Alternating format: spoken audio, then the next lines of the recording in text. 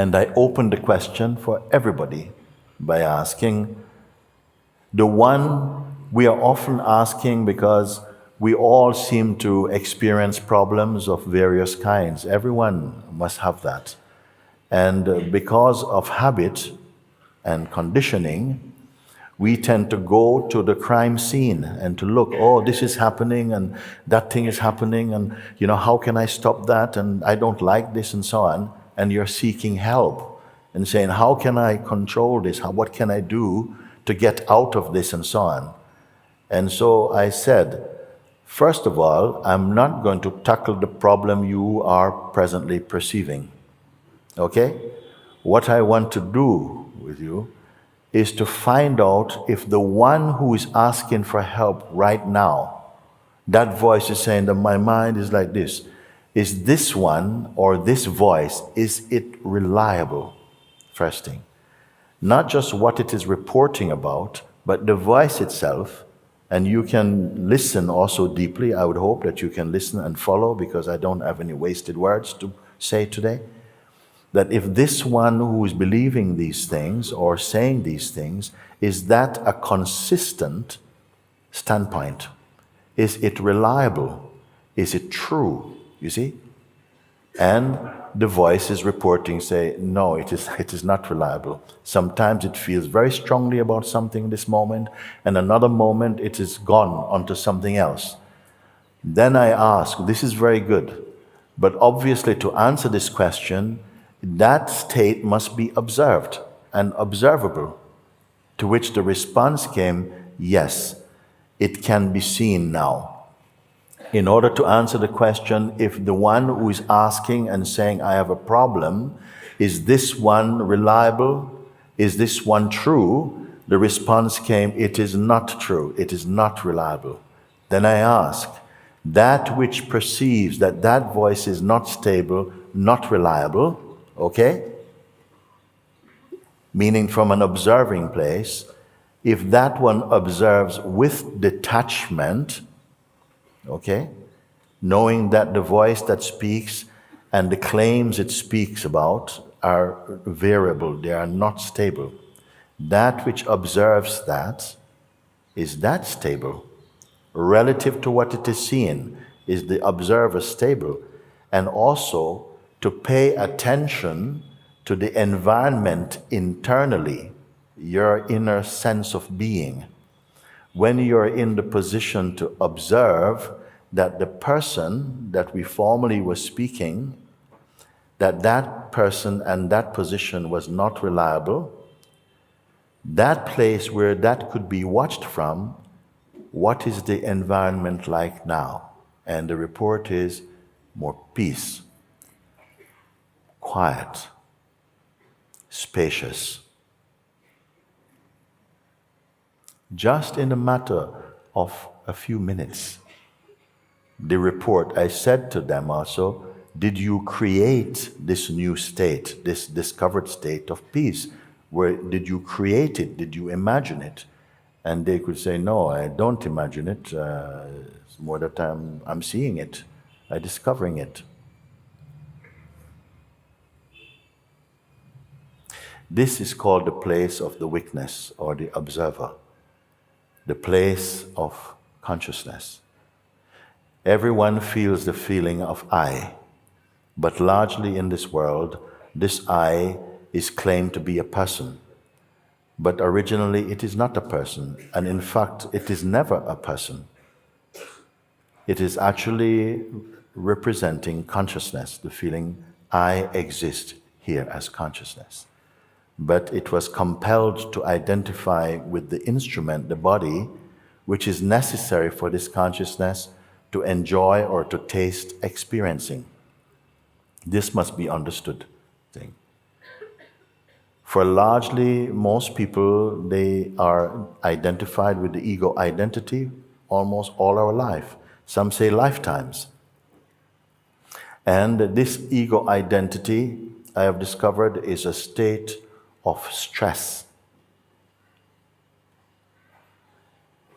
It is unstable, insecure, temperamental, quick to feel fear and judgment, suspicion, needy, quick to be attached to things, to project and not able to control its projections. That is the state. But because largely we don't realize that there's a deeper space within us, we settle for feeling, well, this is my life and that's how it has to be.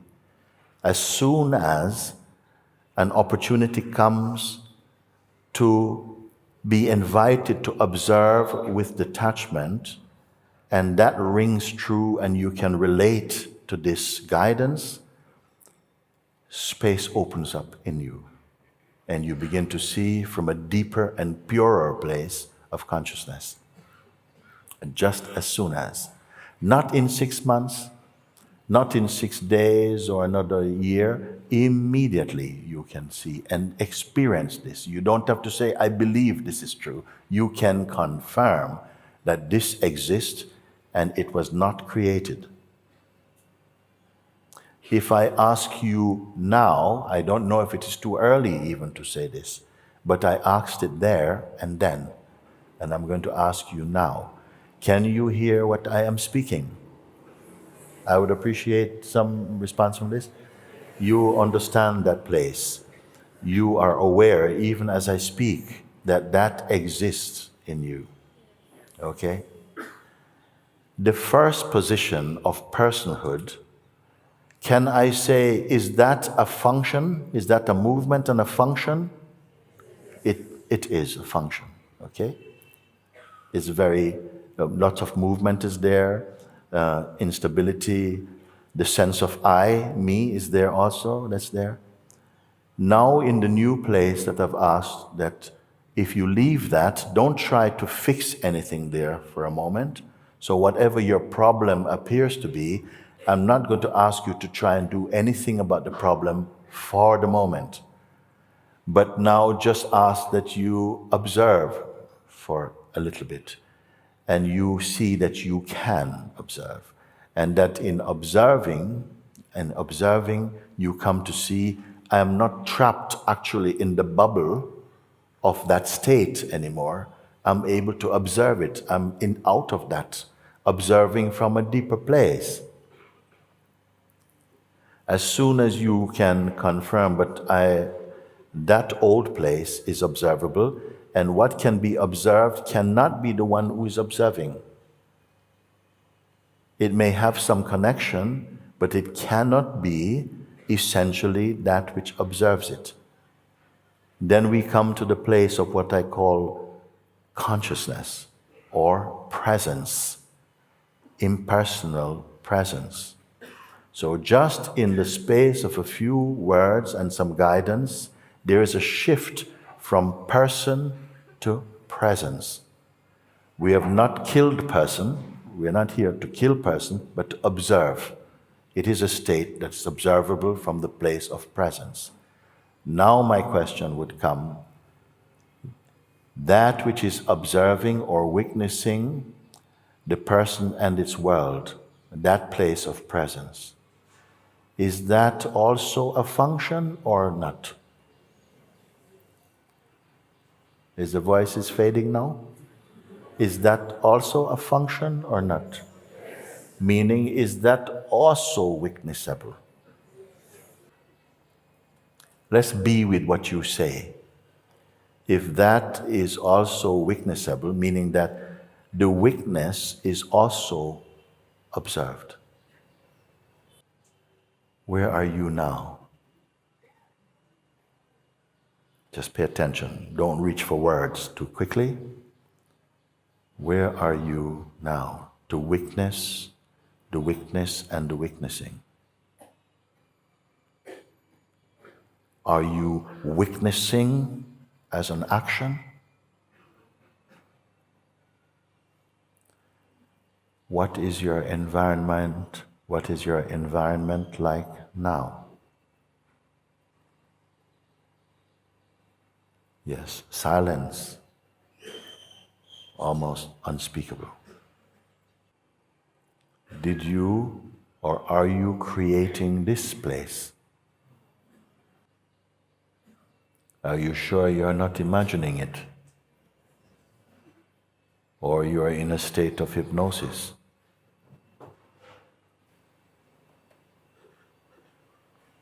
So this, I was very happy that the beings listening could follow.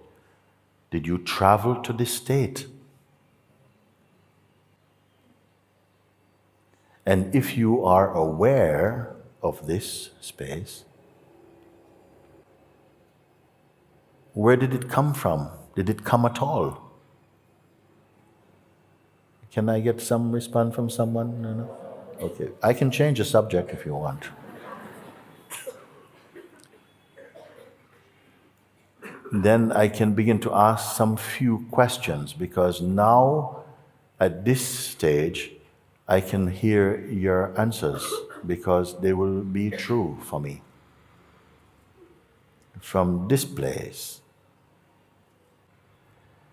if you were to fall asleep and wake up a few hours later or another day, is it possible that this that we are speaking of right now, that this would fade?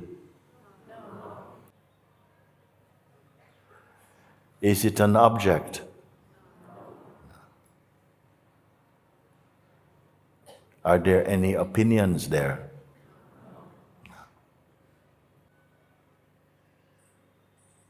Is it commenting about life? No. Does it have any enemies? How about friends? No.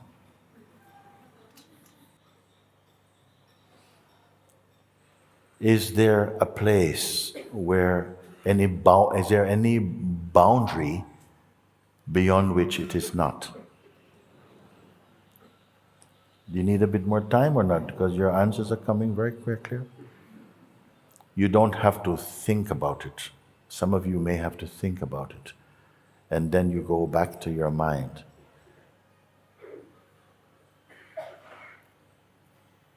And then I ask, is this created, or was it born? Is it possible? Well, you already answered no. And then I ask, can it die? No. Now, how do you know that your words are true? Are they your opinion? Yeah.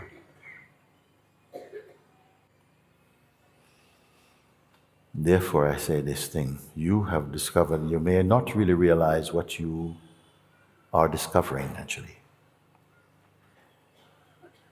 Because the mind might come and say, oh, that's a nice little game. I know how to get that feeling again. So I want to ask you, is this a feeling? Is it a mood? No. Then may I ask, how close are you to it that you can speak like that? Very close or a bit far away? Pardon? I didn't hear it, huh? No distance. So if all the things you say are true, and my final question, how to get there? How do you get there? By what transportation? What's the distance to cover? You say no distance. Then all that you have been confirming is about yourself. Inseparable from yourself. How are you here in this space? Are there trees and rivers here? Am I only speaking to you at the front or what?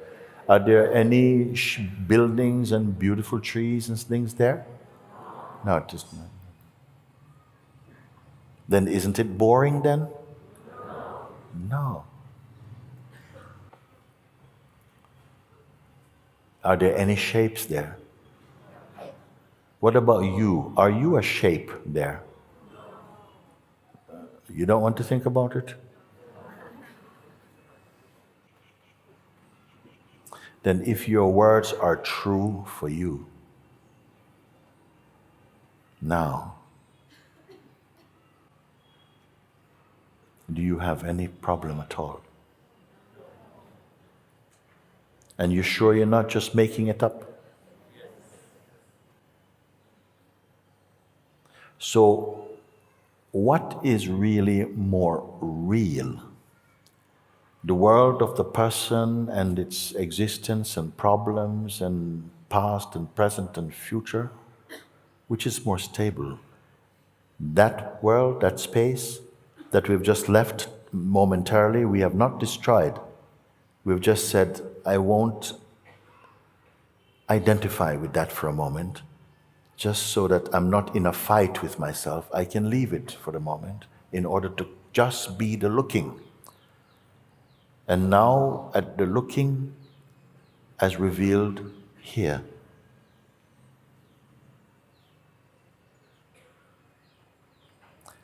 Now we are free to go back to our identity and its world and so on.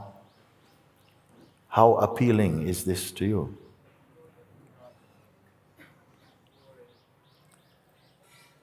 But there is something I want to say. It's not an end. It could also be a kind of beginning. Because you have seen and you see from the place of the real. But the mind is not over. It will come. By the momentum of habits, it will come. And it will test your seeing. And it can only disturb you if it manages to pull you into the state of personhood. Because when you go into the state of personhood, you take the drug of personhood, and everything in this realm will feel real again. But now with a difference, because you know that it is observable. And if you can continue looking and checking, just checking this place of my person, and it feels so real, it feels so intimate, it feels like it's flowing through my veins and it's breathing through my lungs. And yet, can it be essentially what I am if I'm able to observe it? If you can follow these steps of observing and trace back to this place of formlessness, then you are aware of yourself in spirit. And at the same time in form. And all that I would say to you is don't have the feeling, yeah, I'm awake and all this thing, because you are not yet.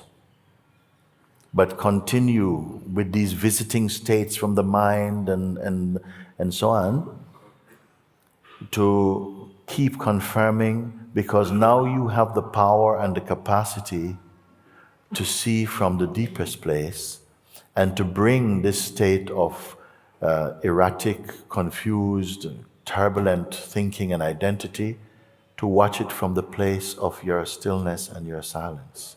And that will have an effect, because the more you continue to confirm your true place, these lesser, more turbulent states will begin to slow down.